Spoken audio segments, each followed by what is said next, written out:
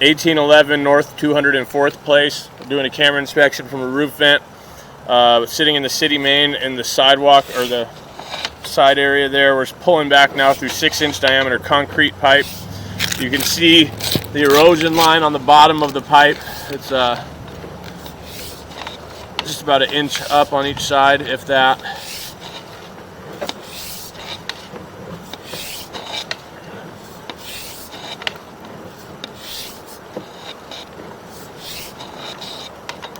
Right here is our 4x6 transition. So we're in 4-inch pipe here, and then this little flared out piece there drops into 6. So I'm going to zero out my footage count to get a proper linear foot count up for liner material.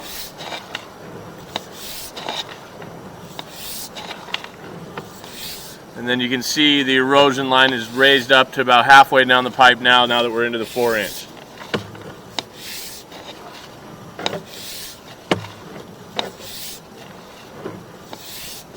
Some spots look a little worse than others, like this one.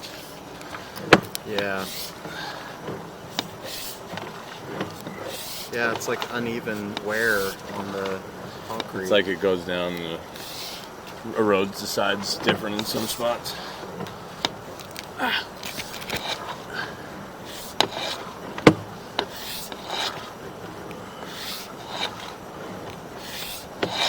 This is all pretty cool technology. I couldn't only imagine what we had to do before this thing. I can't imagine. You would just dig, follow it with your shovel. They probably didn't even use excavators.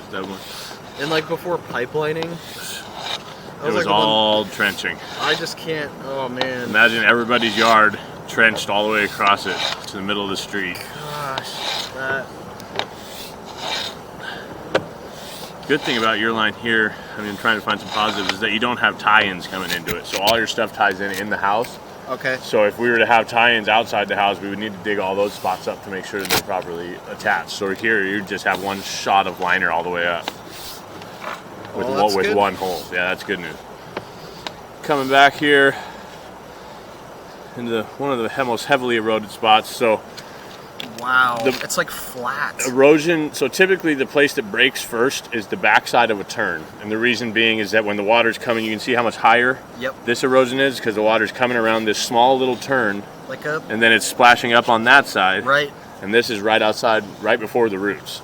So next, there's the root. So this is right down there by the stairs, or the walkway. So there's cast iron.